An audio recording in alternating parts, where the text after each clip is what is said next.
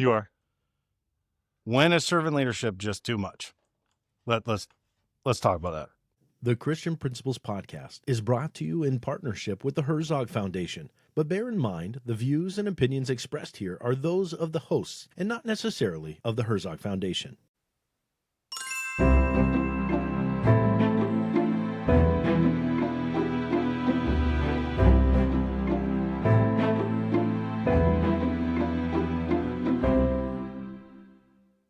Welcome to the Christian Principles Podcast. I'm Matt George. And I'm Mark Zockoll, way down here, and we are going to try something new today. We're doing a podcast while painting. Painting while podcasting. Isn't this ingenuity? We're going to see if we do either one well. Yeah, during the time. and hopefully throughout this, I won't drop our brand new mics into the paint. 2 vats of paint. Yeah. Got an interesting topic today, though, that kind of fits what we're doing. In fact, it's why we're doing this and talking about it the same way. We're wondering aloud whether or not servant leadership ever just goes too far. Can servant leadership? It sounds funny. As soon as you say it, it's like, oh, I'm not allowed. I should not be saying that. Well, I remember even graduate classes and then having discussions later on in church leadership and ministry leadership. Watch how people would say, well, servant leadership is of course the top. It's the leadership style. It's what we're called to do. So yeah, well, there's no argument there. Yeah. It's just a matter of, okay, well, what does that include? Does that include, one person doing everything? A lot of churches and ministries are run on the back of that one person or that one family who can just do literally everything, and they can do. They're good. They're good enough to do Not everything. Not just that, but even they feel it's their gift. Like it's the way they give. Well, I'll give a little bit of context too, because I'm sure I'm not alone in this. Yeah. But a lot of this conversation came because one morning I came in to school early, as we do, and I happened to notice that the floors were particularly messy down the hallways. Not for any particular reason, but it was just noticeable, and I decided, that I have a little bit of time. Why don't I just grab a vacuum and vacuum it up?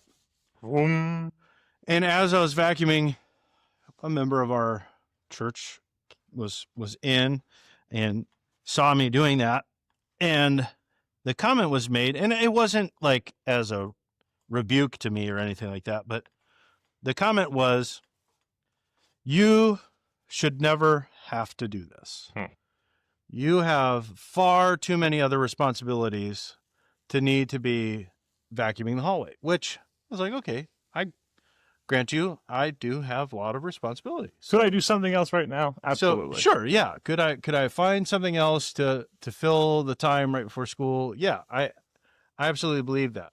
But at the same time, like, my mind immediately went to, so is this job beneath me? I don't know if we should jump right into it, but it's like, is this the Jesus washing feet? Like, how dare he? Like, he's way too important to be washing feet. Because I'm sure that person would say there was nothing wrong with Jesus washing feet. Correct. I'm sure and again, I think it was more of just a comment of, we should have other people that have already taken care of this, right before the students come in. You shouldn't be doing this, which, again, I agree. But I've also been in a position, and we've talked about it on the podcast before, where I was a teacher, and while also a teacher, I was in charge of facilities.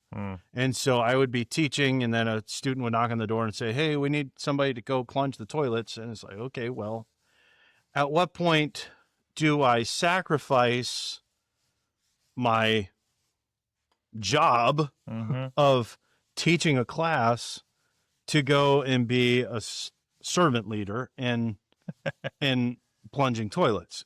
So that's kind of what we're digging into. And even I think we should ask the question, for Christian school leaders, like, should we purpose to do something that is perhaps outside of our job description so that we can be an example or demonstrate servant leadership? Okay, so I guess before we get into that, we'll go ahead and hear from the Herzog Foundation, our partner. And please, folks, please make sure that you are lining up some time to go out to the Herzog Foundation and see them, or to get involved with one of their virtual, or better yet, one of their face-to-face leadership series. And there's just so much that's coming out from the Herzog Foundation right now, which is such a blessing to so many schools, including their School in a Box. If you happen to know a leader who's looking to start a Christian school, or you would like to be a mentor to a leader who's starting a Christian school, contact the Herzog Foundation, especially their School in the Box program. And there was very recently a group of 40 leaders from across 24 states.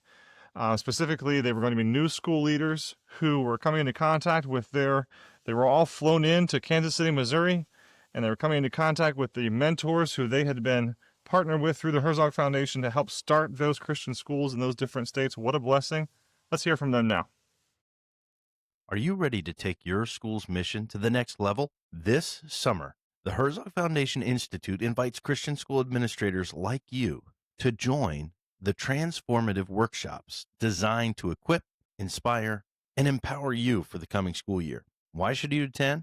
Learn from top Christian education leaders, network with passionate peers from across the nation, gain practical strategies to strengthen your school's impact.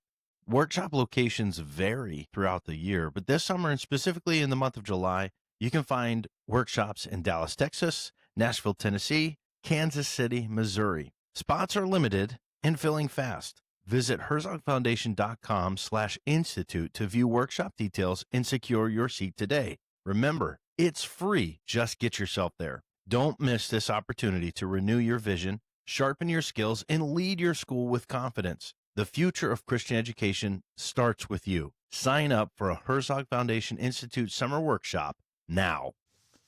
Herzog is amazing. Let's just say this. I know they are our partner, and they help us a ton with our podcast. But seriously, as a resource, shoo. Yeah. They just offer so much. What an amazing thing. So much to so many Christians. And there's so much more that could be offered. And go ask. Go find. Yes. Go look. And we believe that you will be as amazed and blessed as we are in that looking. But absolutely. Back to our conversation today about servant leadership going too far. One can go too far. Okay, so if we break it down, we as break it well, down. so well. Sorry, I had to say that. Maybe that's how I break it down. You can't walk away from Christ washing feet. Correct. Okay, was he doing that in a professional capacity? If it would have been his work hours, and I don't want to be sacrilegious here, but if he was in his work hours as a carpenter, helping his dad out in the shop, like, would he have been washing feet? Like, would that have been something that he was doing in his carpenter phase, assuming that he was in his father's business in that way? Like, so we know that personally, it would be very difficult for the Christian to say anything should be below us. Correct. In fact, I think we can probably walk away saying nothing should be below us as absolutely. Okay, so we can start with that premise, and then we move forward. Okay, does that change at all when we move into the professional space? So when I take off my husband, dad hat at 8 o'clock, not that you ever do this, of course, but again, bear with me. You take off that hat, you put on the school leader hat, and you walk into that professional space, you pull up, you pray, whatever it is you do to get your day started. Boom, you're there. Okay, at that point, are there tasks that we're going to use the below you language or menial, or perhaps we should just use job description? Are there job description tasks which really should never fall to you? Right. They should never be on your plate to do. They should be on somebody else's plate to do. And that's kind of where we're going today. Right. As I think about this, and here we are, of course, painting a schoolroom. Yep. And you don't know whether we're volunteering trying to do this at midnight. Actually, you can see it's light. You can see it's light outside, you know it's not. I'm in it. But this is Alaska. But you don't know if we're volunteering trying to do this, or if this is in the professional time that Matt's been granted, or he's paid for, or whatnot. So let's not make any assumptions that way. Let's just see guys painting rooms and having conversations. Mm-hmm. Should Matt, as the head of a school, ever be painting a classroom or should the leadership which is hired him for a role realize and demand of him that he find somebody else for the tasks which could be accomplished by, and, this is where you break it down, that could be accomplished by a high school student, perhaps a trustworthy middle school student, and do not require the degrees, the certification, the time on task, the wisdom, the conversations that the rest of his job description does. Right. If we won't go anti-pro necessarily, but I would say, yeah, I would hope so. I would hope that is not something that he ever is compelled, and maybe that's one of the key words here. I hope that's never something that Matt or any of the school leaders are compelled to do because of a lack of resources to the opposite. Correct. I really hope that's never something that they feel compelled to do because the resources aren't there otherwise. Because we are talking about tasks which, again, could be completed well outside of the pay scale, if you're thinking just in a mercenary way, well below that pay scale. Go ahead. What do you think, Matt? Well, I don't know. I didn't want to. Because Matt's making lots of money. Yeah, that's for I'm sure. making lots of dough. the bucks are just rolling in. No, I was gonna say, we started with talking about Jesus washing feet, and that's kind of what the classic example of nothing should be beneath you. However, we also have the biblical example of Father-in-law Jethro. Father-in-law Jethro Going up to Moses saying, "You nincompoop, you are going to kill yourself if you're doing everything yourself."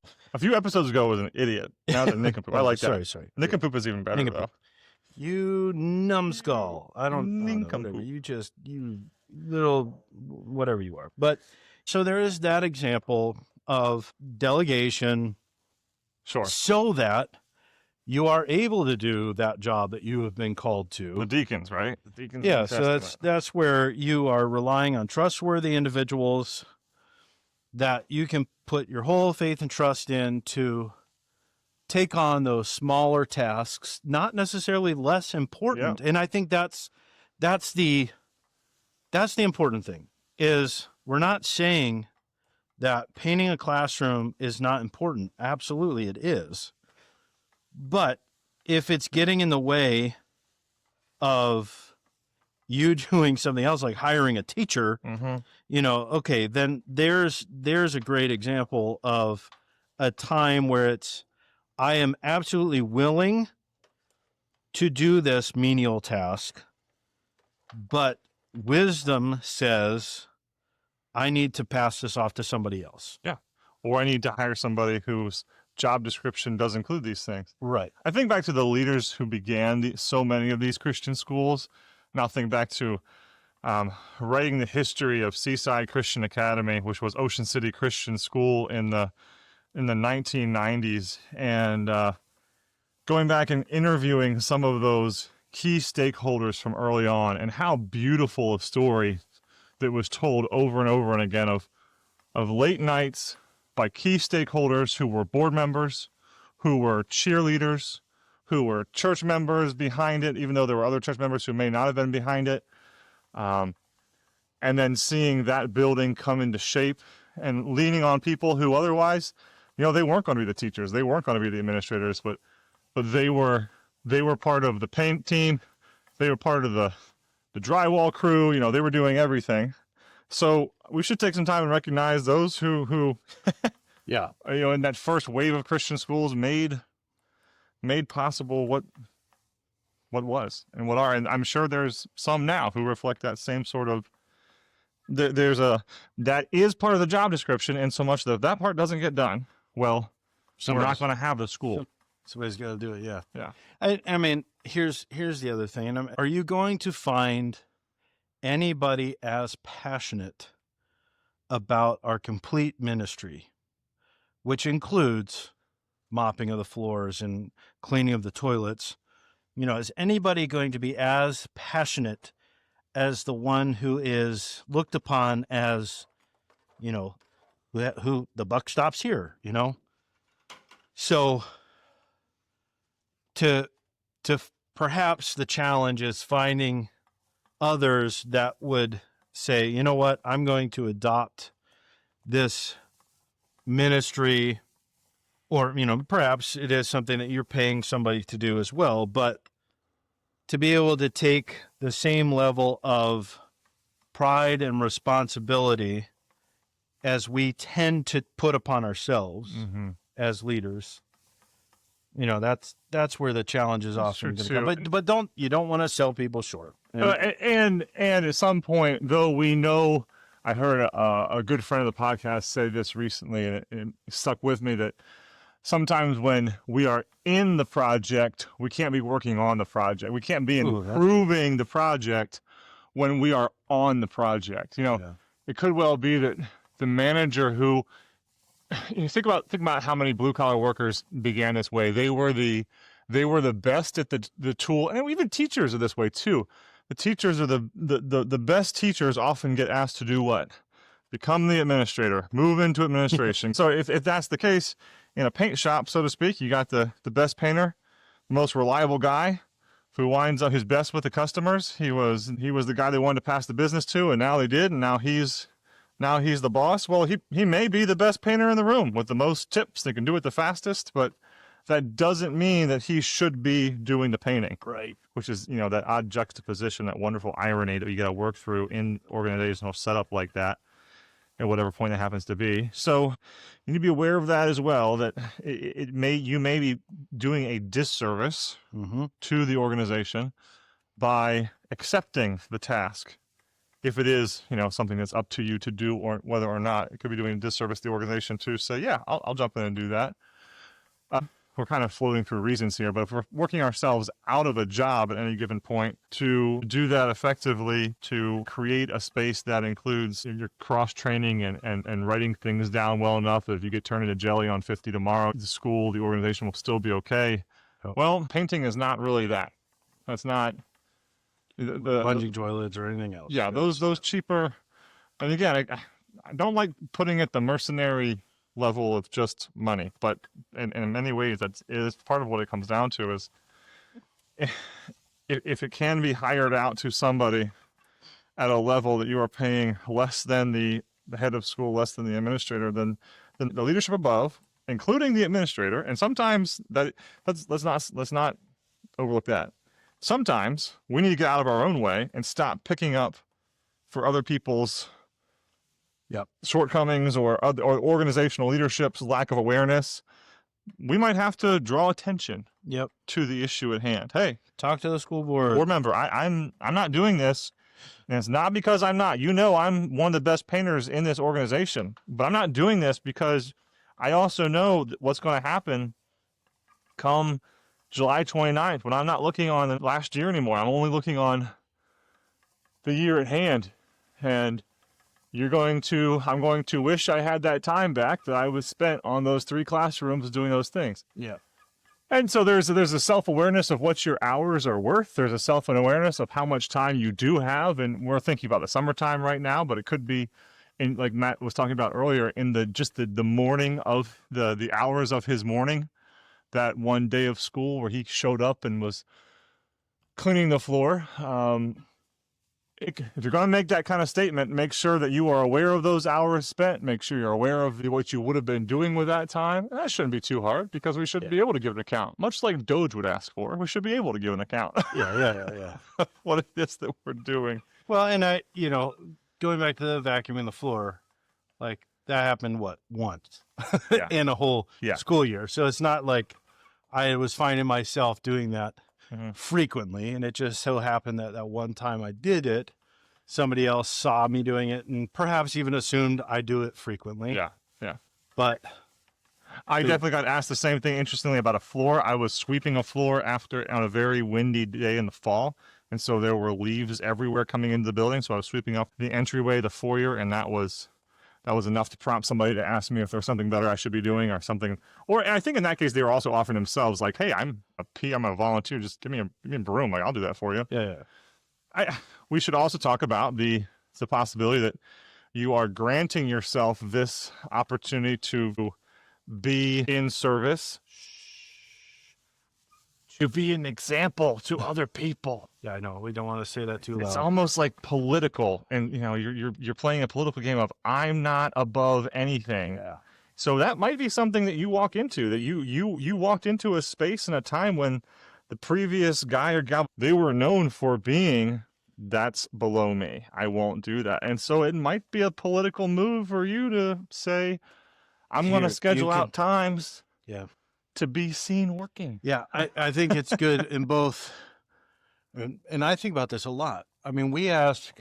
I just think about something. I don't think we are unusual as a small Christian school to say, okay, there are times where we have to break down the cafeteria to set up for another class or a chapel or something. And so many hands make light work, and we ask our students to, pick up a lot of that work. And, what's typical for a junior high or even senior high student to say, like, child labor, you're asking us to do all this work, and, that's not what we're here for. We're supposed to be here to learn. Service hours, folks. Yeah, like, where's my chart? Let me count all this time. I'm counting it. I had to pick up a chair for 20 seconds, so write it down. But, we say to them, like, you need to be ready and willing to serve at any opportunity. Yeah. But if they don't ever see us going above and beyond, and, not that we really want to say, well, hey, did you see me over there, what I was doing? Yeah. I mean, I will admit there have been times I've thrown that out there, especially when it comes to those kids that just kind of stand around and are the ones that complain the most. Yeah. And it's like, I want you to pick up your head and look not just at me, but look at everybody else who hasn't stopped this whole time.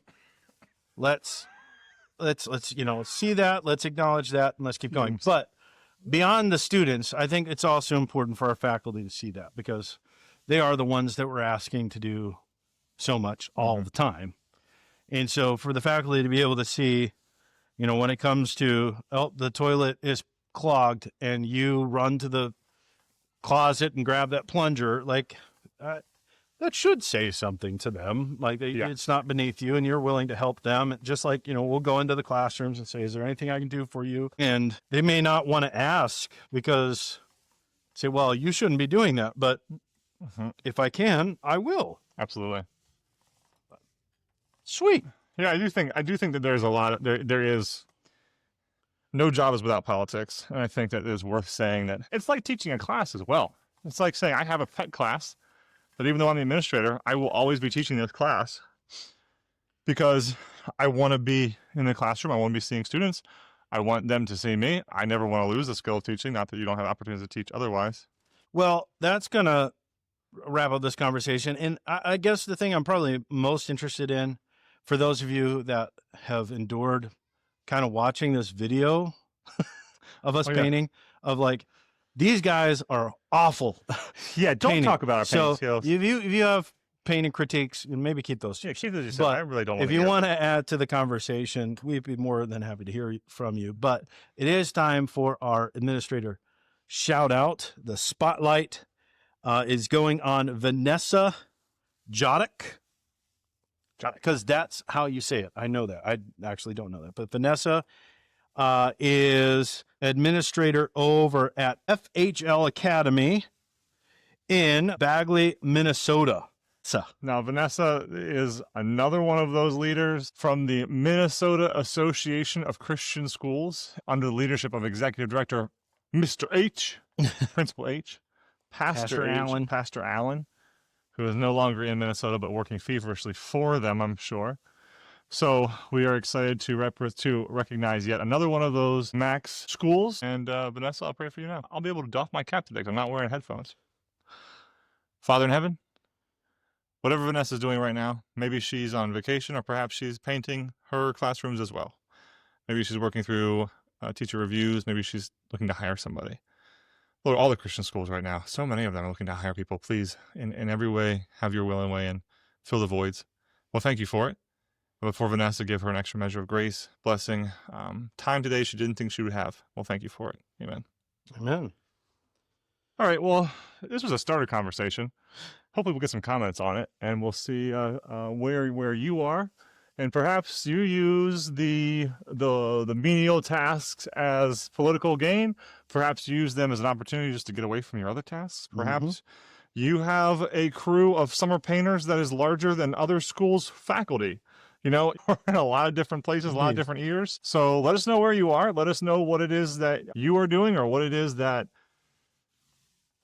you don't get to do, or wish you were able to do, or miss doing as far as tasks like painting, and we'll be stronger for it. So yeah, thanks for going with us today.